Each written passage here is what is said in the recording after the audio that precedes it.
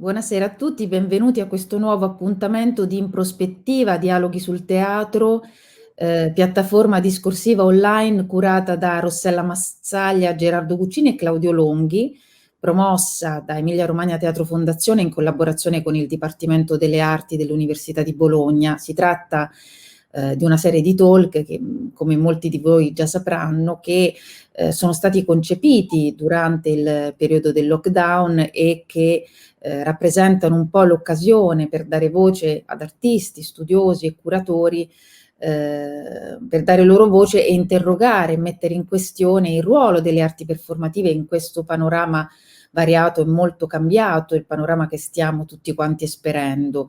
Il frame che il curatore al board ha ideato per questo talk di oggi è Sistema-Ambiente, System Environment.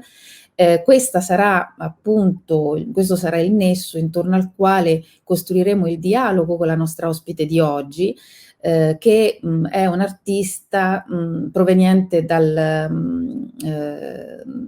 Latino America, dall'America Latina, così come gli altri artisti che fanno parte di questo frame di In Prospettiva, appunto Sistema-Ambiente, che guarda alle pratiche performative artistiche e teatrali grazie allo sguardo degli artisti provenienti dal South America.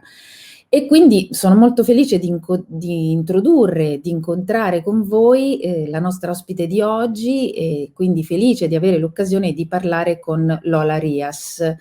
Alcune parole per introdurla. Lola Arias è un'artista poliedrica, un'artista argentina, il cui lavoro si caratterizza per una capacità di abbracciare e attraversare generazioni, continenti e anche ambienti performativi.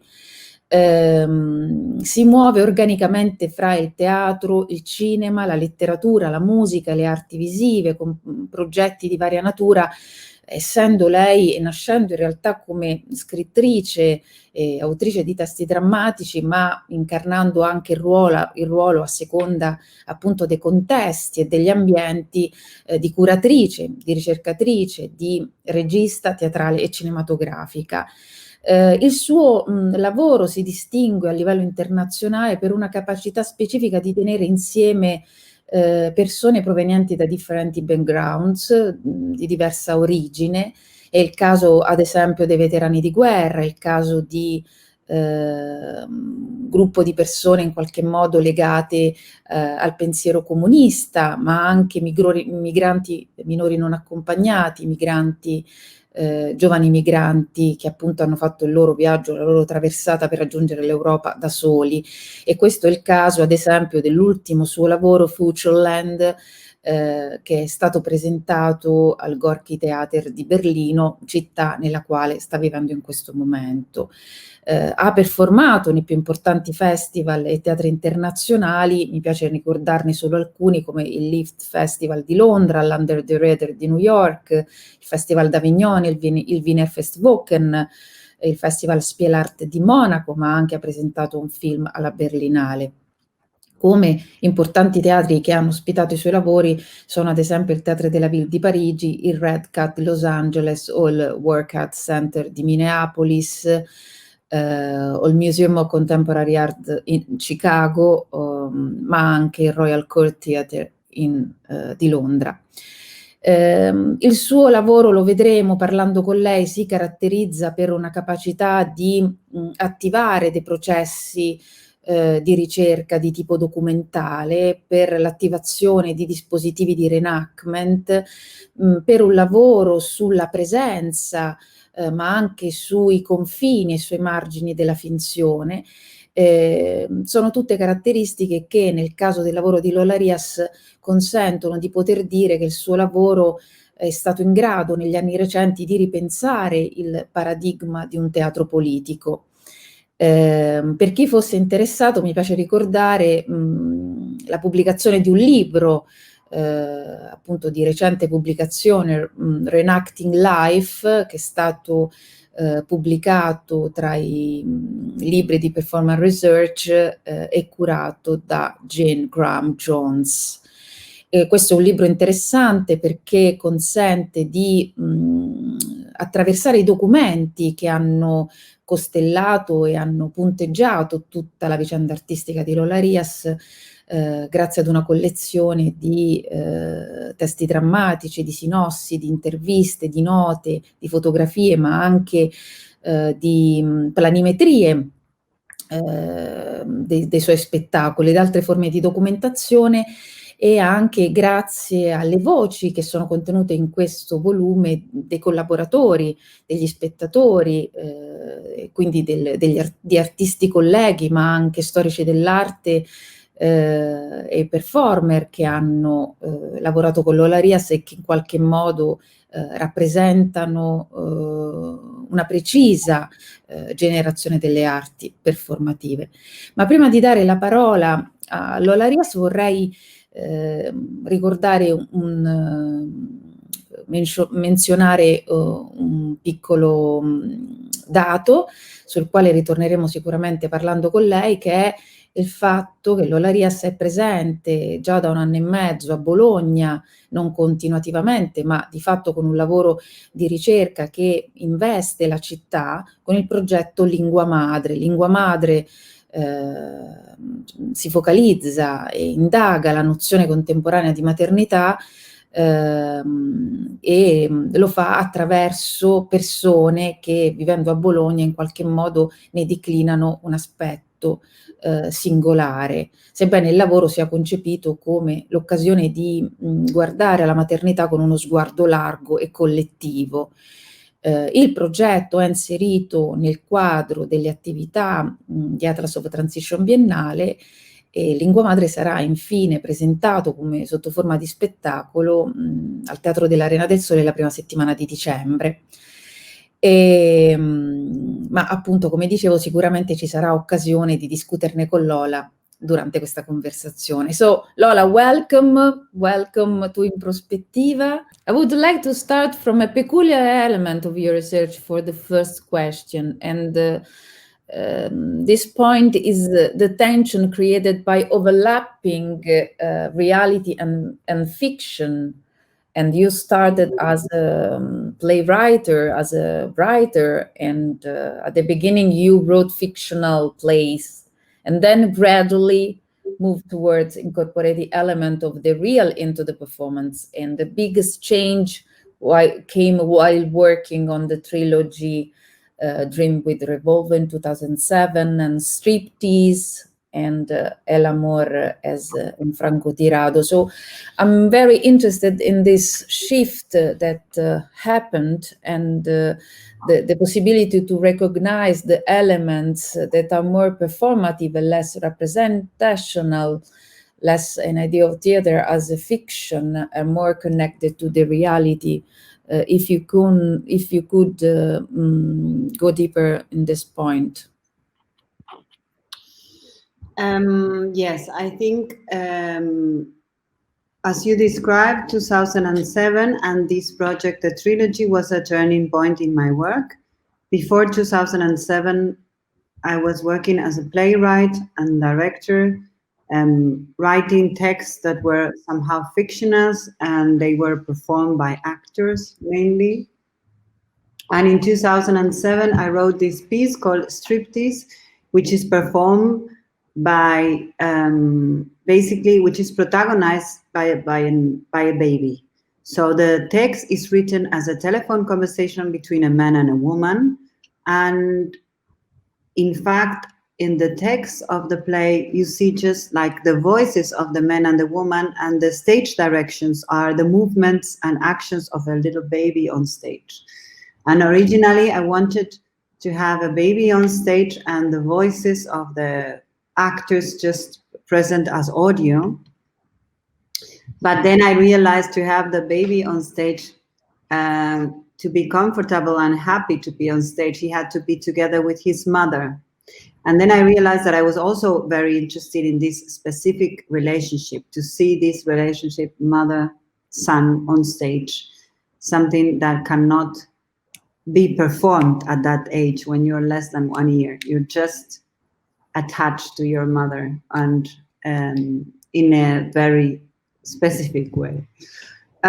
So in fact, we did this performance and with an actress and her daughter, Natalia and Umaya were called, and an actor who was playing the role of the men. And we did a lot of rehearsals just to realize that we had to adapt the piece to the movements and the moods of the baby. So somehow the center of the performance was this presence. And in a way, what I was interested in is this kind of coalition or of reality and fiction. The reality of the baby just being herself and moving around the stage and getting food or sleeping or crying if she wanted, and the fictional text of this telephone conversation. So in a way, this presence of something that is impossible to predict made the whole performance a very lively performance, and people were asking themselves, oh, how can I know when the baby does this and that? And they couldn't know, because in fact that was really happening for the first and only time what was happening on stage. So that was the moment when I realized, okay, this is what I like also about theater, the possibility of creating this kind of encounter between reality and fiction, this friction between these two territories, this feeling of being here and now, and not just being in a representation of another reality in the museum of reality. In a way, the theater sometimes can be just like this representational thing where we are full of conventions, and how can we create a real moment of encounter, of community, of So the theater is that space in which the real start to affect the piece, and vice versa, the piece begin to affect the real. In that sense, it's extremely interesting in your work, the fact that there are no character but performer who told directly to the public, using biography as the primary source. So the performers reenact episodes of their life, moment, feelings, experience. And the theater is a way to reconstruct things that really happened. In that sense, it's really similar to a reenactment that transformed theater into a place to analyze the past and to reflect upon it. So it's really interesting, this shift that you that are at the center of your work. Yeah, in a way, the work that came after Striptease, all the next project, but specifically in this trilogy, there was another piece called El amor es un francotirador, which was the first piece where I started to work on the biography, and in this case were the actor's biography, but to mix it still with some fictional level.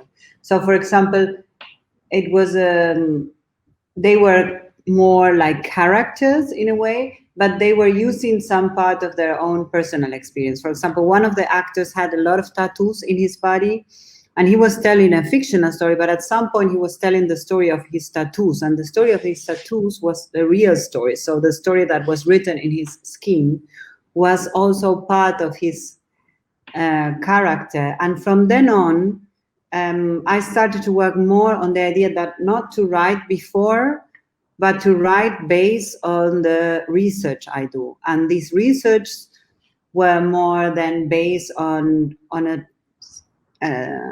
problematic or on an issue that I wanted to work with. So, for example, in 2009, I did My Life After, which was the reconstruction of the story of my generation, the generation that was born during the years of dictatorship in Argentina. So basically, a generation of sons and daughters of people who went to exile, or who were killed or disappeared, or who collaborate with the regime, or who pretended that nothing was going on during the military regime. So in this next project, I didn't start it from a text and then mix it with the biography, but I started with interviews and research, and then I wrote the text based on the people's stories. And this was the first time that I was working with biographies, with archives, with the personal archives of the performers. So in the piece, they were reconstructing their whole biography, but also the biography of their parents through photographs, documents, objects. And it was the first piece where I started to use reenactment as a way to bring the past into the present. So basically the performers were like stunt doubles, reenacting the most difficult parts of the life of their parents. And that was the concept, that they would reenact the parts that were somehow the most difficult, the most violent, the most unspoken parts of their lives. And this was a very challenging project, but also very moving project, because for the first time I was also confronted with the stories of my generation that I also underestimated totally, how much our life was also determined by the fact that we were born under this time. And following this trajectory, your work has become more and more documentary. What I find interesting in the process of your work is a long period of documentation research as the basis for the dramaturgical writing. As you said, it is a process that is developed along the process, and I'm personally experiencing while working on Lingua Madre. And for me, there is another aspect, if I think about the minefield and the atlas of communism, that is the relationship that we can recognize in your work, the relationship between theater, society, and theater and history. The atlas of the communism was also presented here in Bologna. And could you go deeper in this relationship between theater and history, the possibility to, as you said, in the case of the history of your generation, what does it mean to go to find a new way to for the theater, for the contemporary theater, to rediscuss, rethinking the recent history? Yes, for me, this relationship between history and theater became very evident in this work we did, My Life After, but that was something that I was somehow always interested in, how our own, also the relationship between a personal story and the big story, the big history, so to say. And from then on, I worked on different projects. As you said, Atlas of Communism is bringing together people who grew up in the GDR to reconstruct this moment of history. And these are people who were working for the Stasi, mainly women, but also trans, were working for the Stasi, or who were a punk singer who was singing against the regime, the communist regime, and went to jail. Another Vietnamese worker that was working in Rostock, in the north of the country. And this whole group of people were somehow making this portrait of this time, and their talks and reconstructions were bringing this time in history.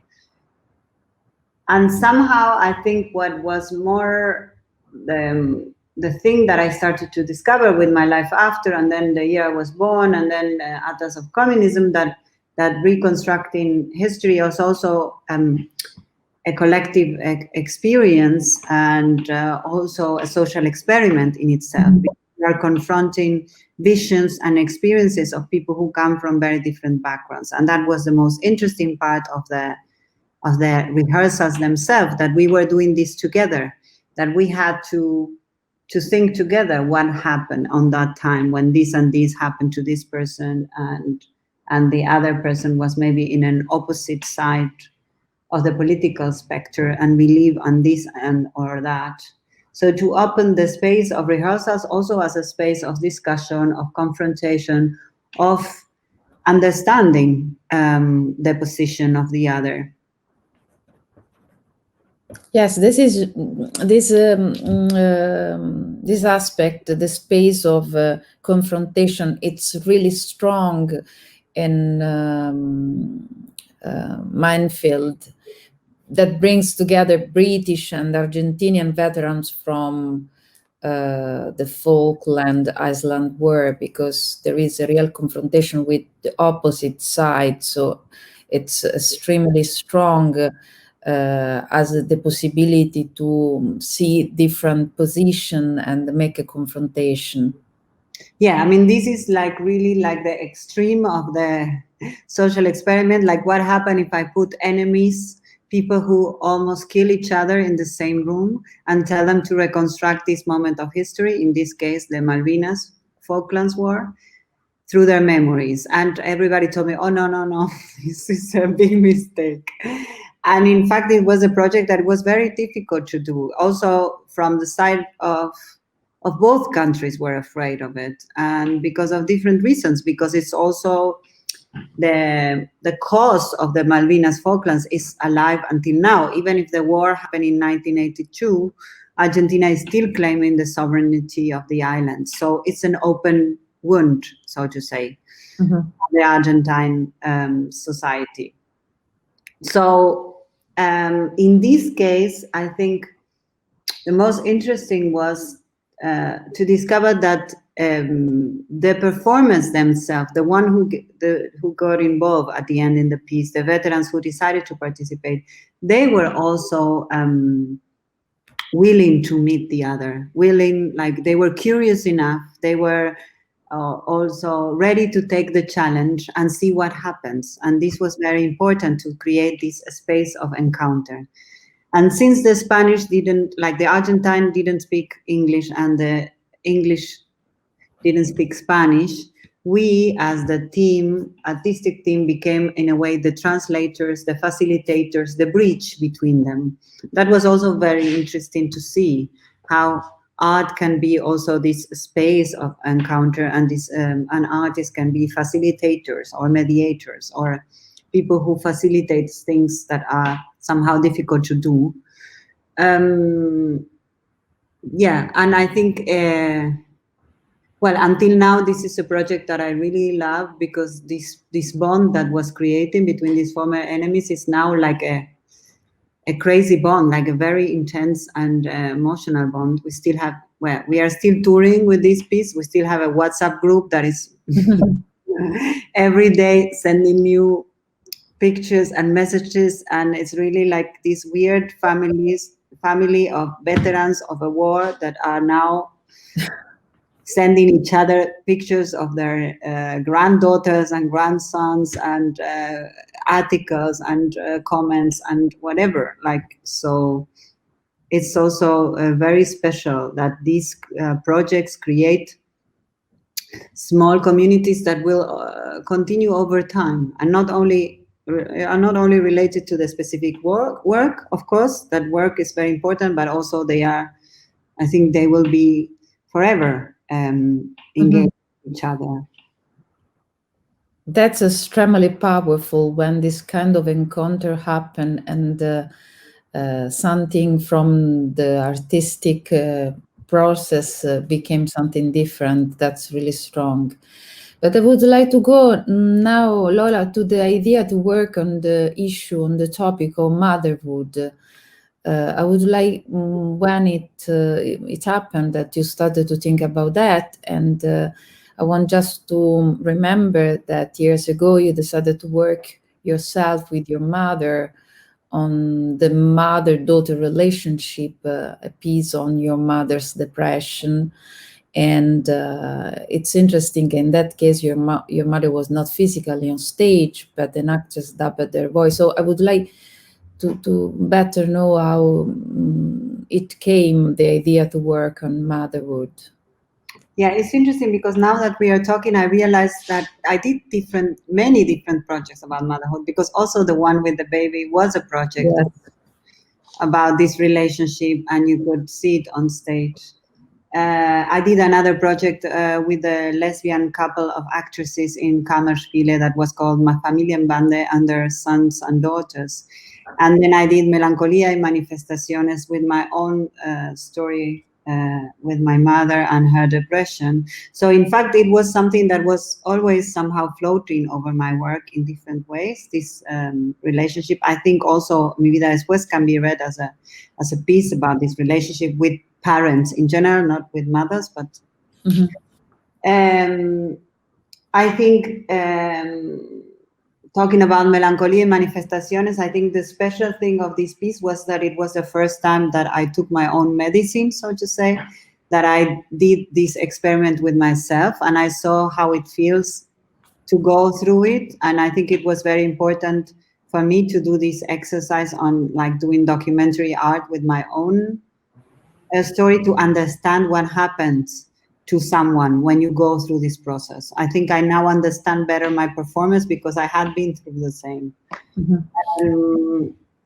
And it was also a way to close a chapter of pieces about dictatorship, because I did this one in Argentina about the Argentine dictatorship, then I did the one in Chile with sons and daughters of people during the Chilean dictatorship, and then I did this piece which was somehow saying, well, that's my story. There is also the story of people whose parents were not collaborators, they were not in exile, they didn't like die, they were maybe affected in other ways. Like my mother, who was a literature teacher, and she got depressed when the dictatorship started because she lost her job at university and she lost many things at the same time. So in a way, it's also closing this cycle of work. And with Lingua Madre, I think we are making one step further into this, thinking about this relationship of procreation, what it means to procreate, and to open it to another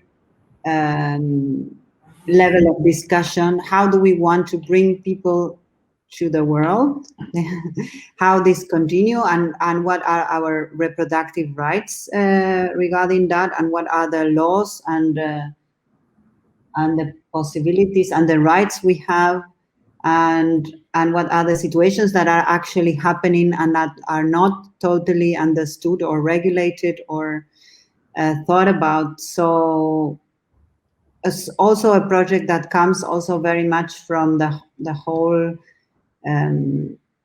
struggle around abortion that well, in Argentina we are fighting to, since many years, to legalize abortion, and that abortion is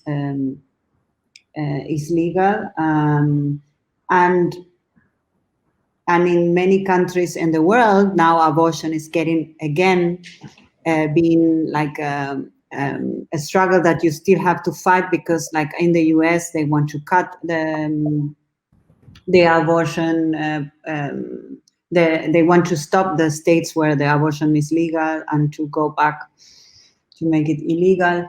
But it's also thinking about, well, what are the possibilities in these new centuries that we are not actually totally aware of, in terms of, okay, so what does it mean to do surrogacy?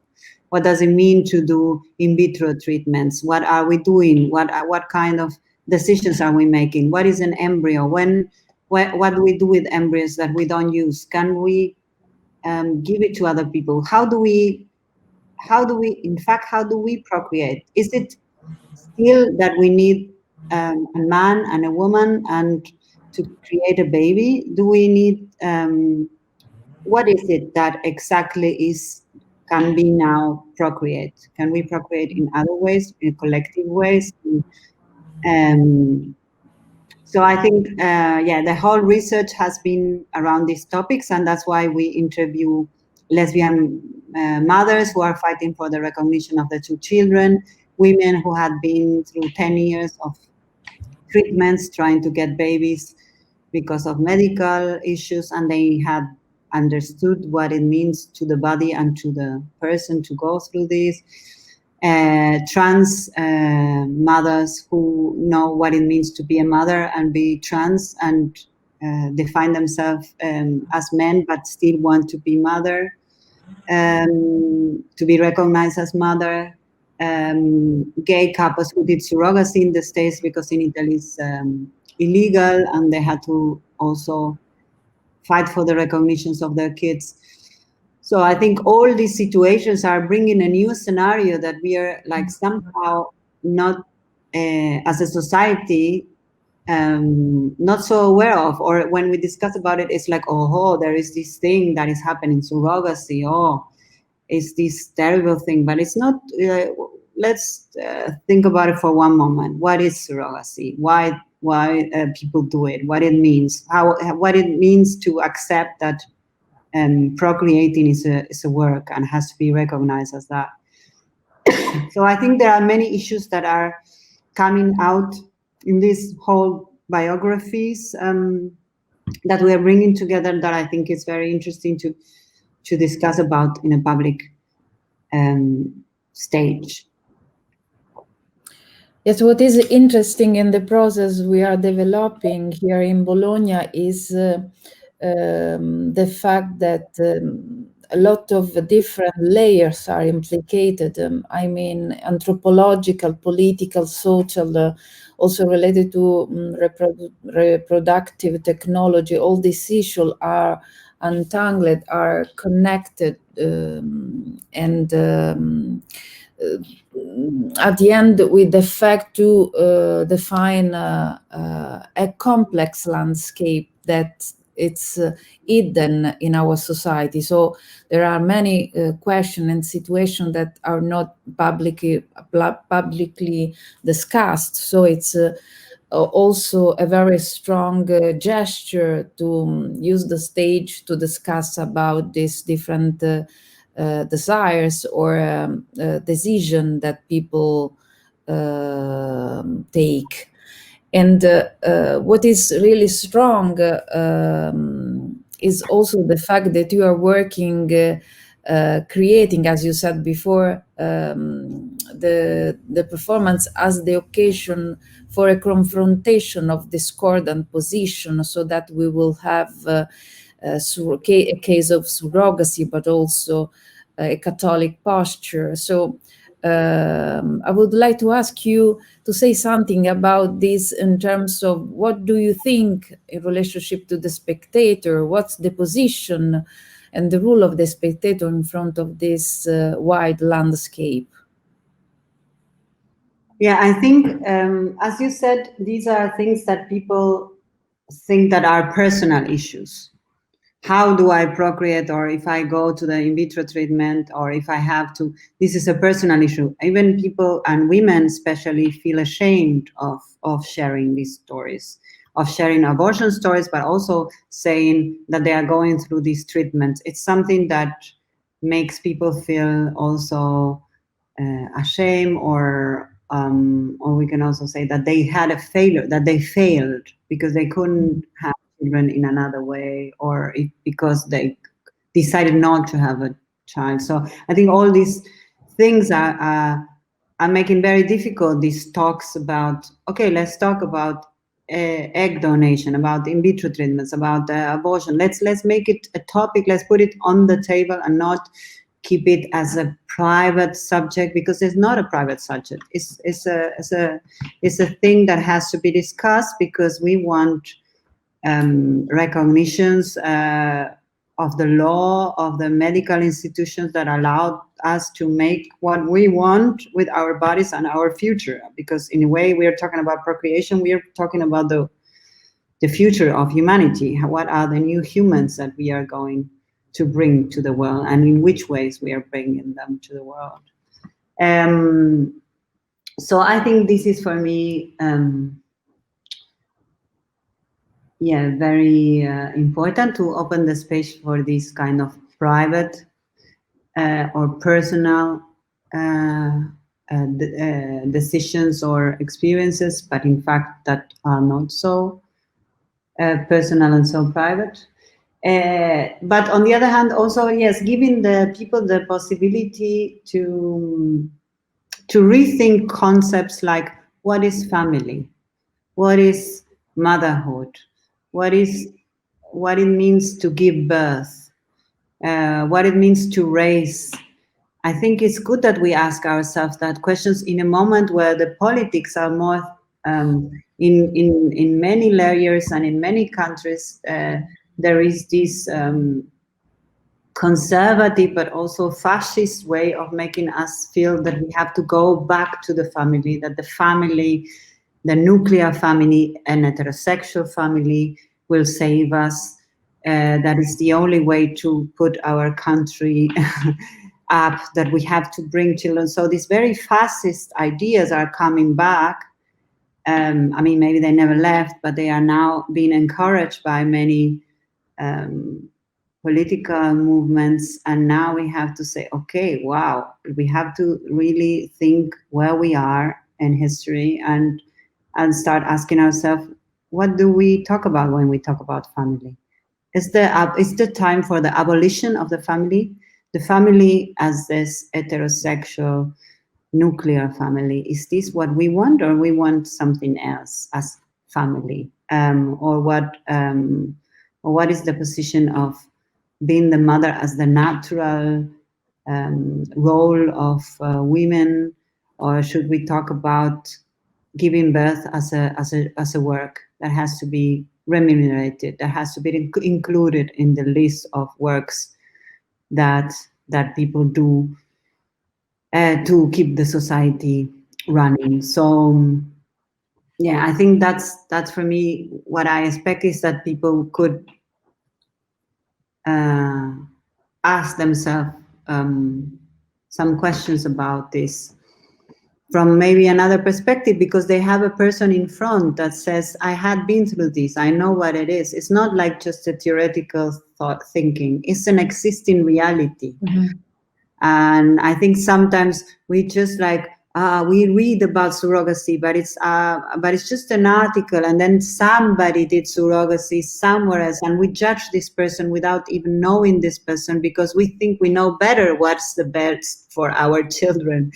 But in fact, when you actually face the person who did surrogacy and understand the reasons, and understand the relationship with the surrogate mother, and understand the agreement that they have also, and the way they raise their children, then you can think, maybe I'm not so, maybe I didn't really think about this in a proper way. I'm just judging out of ignorance and not really understanding. So yeah, I think that, I hope that this will happen with the audience also in Bologna.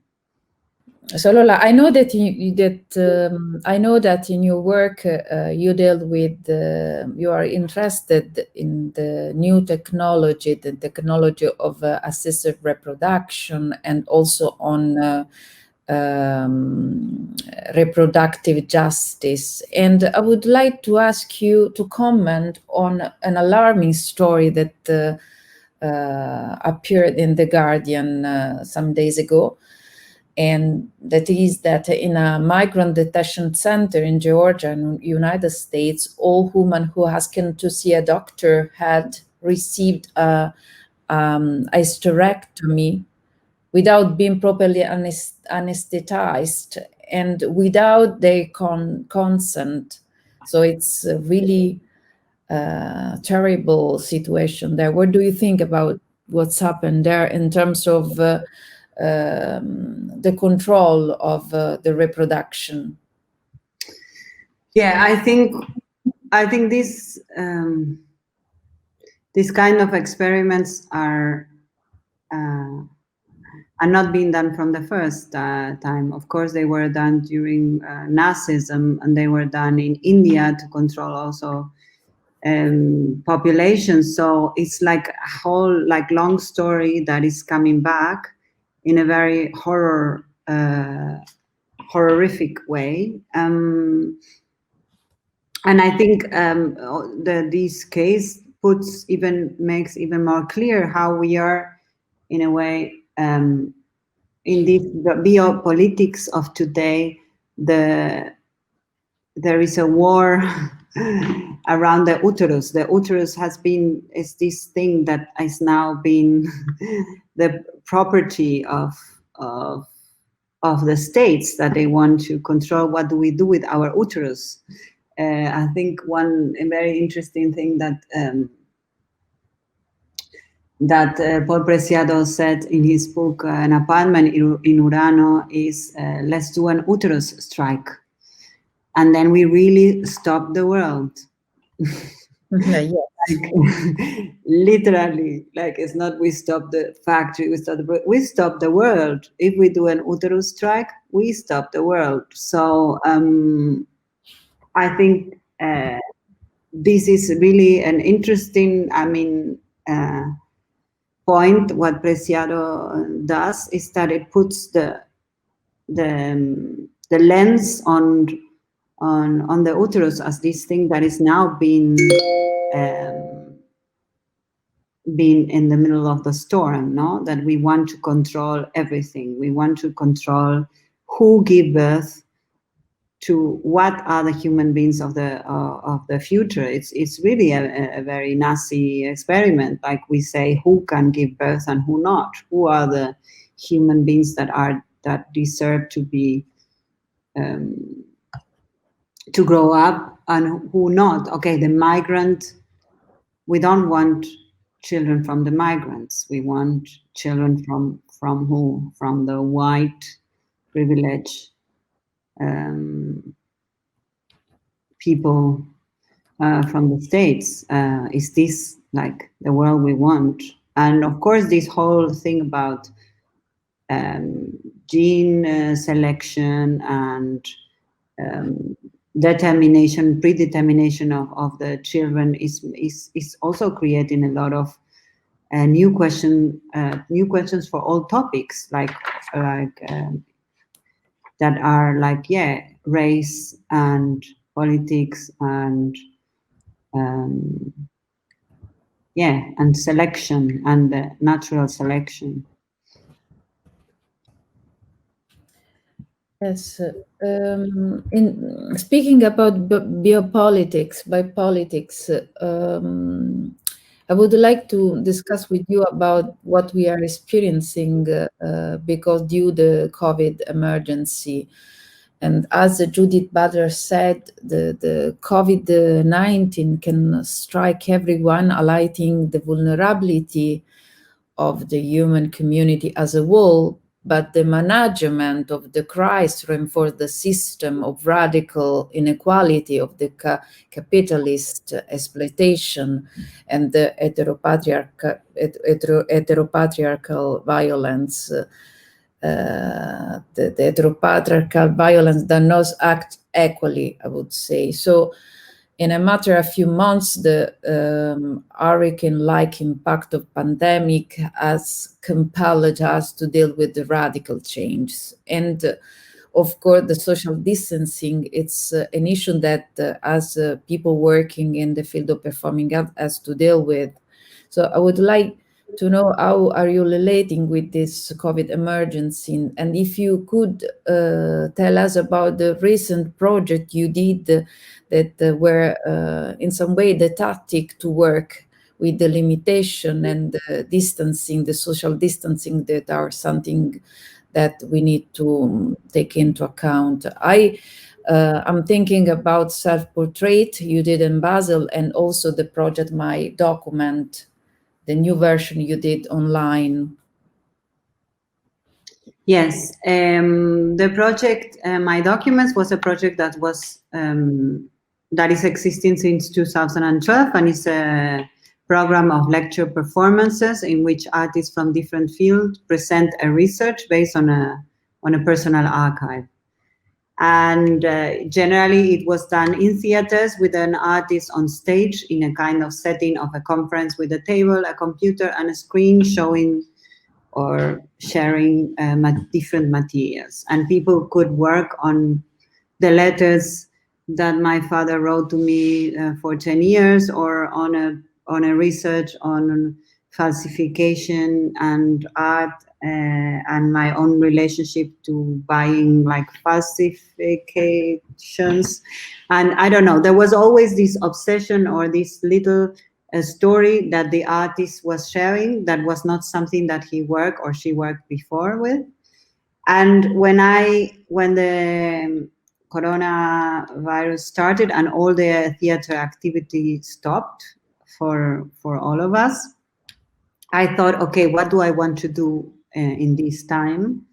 And since the only proposal from the theater was to make streamings of pieces, and we know that theater in video is a nightmare, and nobody wants to see theater in video, not even the artists themselves, less the audience.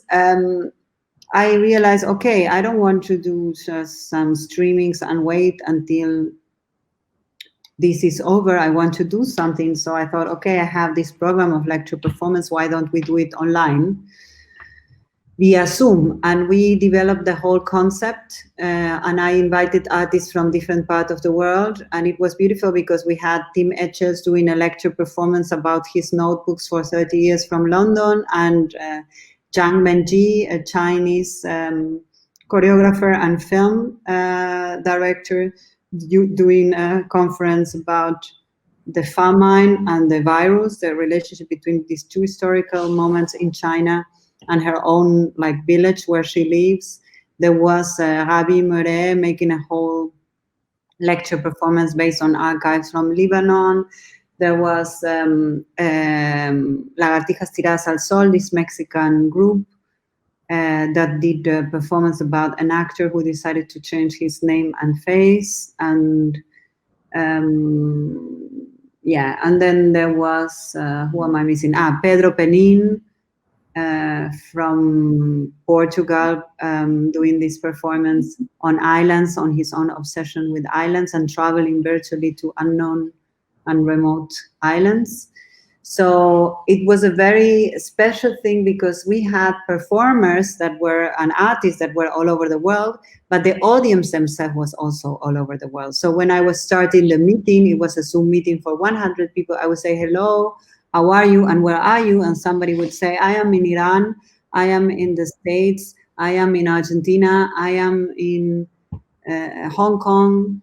And it was the first time in my life that I had audience at the same time that were in different parts of the world, and we were all coming together to and then the artist was coming and doing his performance in Zoom live for this audience of people from all over the world, and then we would meet at the end of these performances to talk about what we just saw. And it was also somehow a very moving moment because the talks were for almost 1 hour, and people spoke about the artwork, but they also spoke about themselves and about isolation, about things that were just like we were together. And so this experience of the theater, that it's so important, this collective experience of thinking together, was somehow reconstructed in this weird virtual world. And for me, it was the first time that I realized how important it is, this encounter for me. It's not only about producing something that will be seen at some point. It's about meeting these people. It's about thinking together. Is this strange telepathy that happens when you are in a theater hall and you realize that you are understanding the piece not only through your own thinking, but through the collective thinking, and the way you receive the piece, it's totally determined by the fact that you are doing this together with others. And probably you will think something different if you were there in another day with another audience, in another constellation, because I think this telepathy actually really exists, and it doesn't mean that we will all think the same. It's just that somehow we're thinking together. Yes, of course. And what about self-portrait? Because it's a very interesting case in which you started working through Zoom, but then finally you presented the performance in Basel in the theater. Yeah, in fact, we were.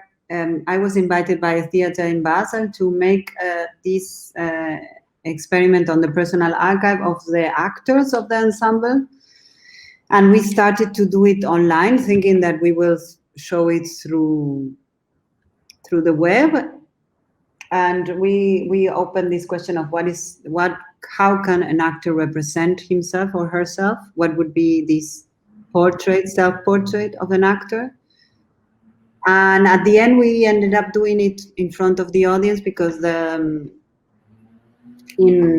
Switzerland it was it opened, the theaters got open again, and we were invited to do it in a festival, and it was really a very interesting also thing to see again how these shared archives that they were like sharing with the audience were also so moving for the people to see. And usually you see actors playing roles and they admire the way they can perform, and in this case they were admiring how far they went into sharing something that they didn't spoke about before, or they didn't think about before.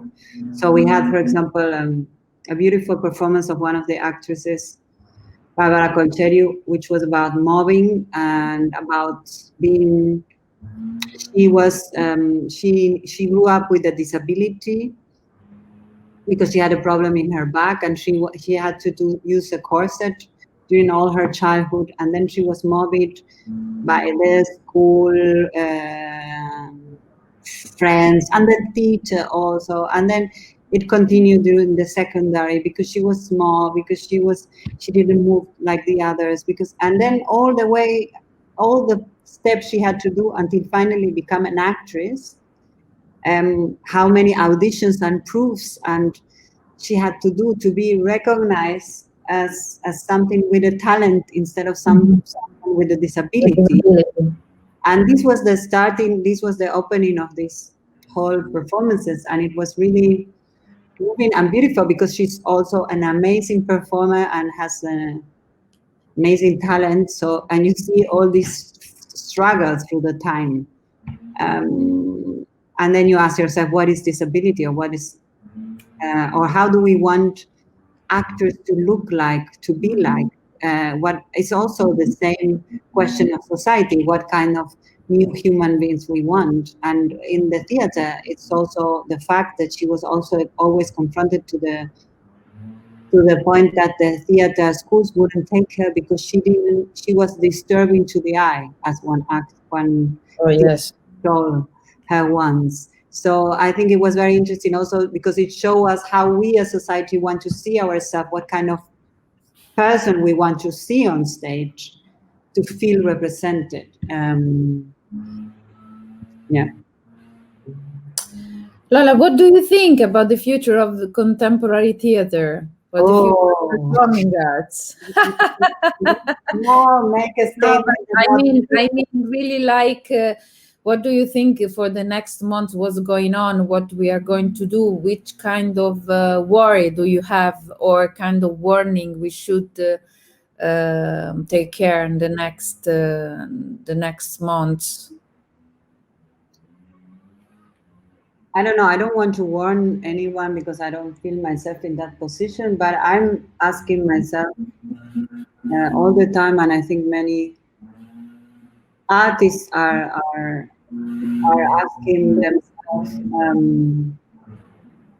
how do we want to work, in which conditions, in all means, in terms of solidarity with each other, but also in terms of recognition of the challenges we are facing, not only in terms of reaching audience, of being together, of there is a lot of sound. Yes. I don't know what it is. So I don't have answers or warnings. I have more questions. How are we going to do it? And from my side, I realize more and more that I'm interested in putting the conditions of the work on the table. How do we make transparent the conditions of our work and the conditions of the others, and how we take care of each other as artists, but also as people, and to be yeah, more and more collaborative with each other in terms of this togetherness, because we won't get saved alone. You know, it's really like, I think these crises make you feel sometimes that you have to save yourself, that you have to make, like, do something so that you save yourself. Like, sálvese quien pueda, there is this phrase in Spanish, like, the one that can save himself or herself, do it. And I think we will have to do it together, because otherwise we will drown. There is no way that we could save some of us and some will drown. We have to save us all. And that's, I think, the challenge. Yesterday I was in a demonstration here in Berlin about the Moria camps and the burning of this place, and the people that are living in the streets, and nobody wants to, no country wants to take them in. And in a way, this is a real, like, it's an image for our society. Like let's let them burn somewhere, like not responsible. Like, we have to take everyone in, and there's no. It's 5 years after Wir schaffen das, and it seems we haven't learned that the solution is not the closing of the borders. Is not the building a fortress around Europe. That's not that's not working. Yes. We already saw that in many ways. It's not going to work. I totally agree with you, Lola. I thank you very much for this conversation, and we see each other very soon here in Bologna to keep going with this lingua madre. Finally. I would like to remember, voglio ricordare alle persone che ci ascoltano che lo spettacolo Lingua Madre sarà la prima settimana di dicembre, dal 2 al 6 al Teatro Arena del Sole. Ci vediamo lì, mi raccomando. Ciao a tutti, ciao Lola, thank you. Ciao. Ciao.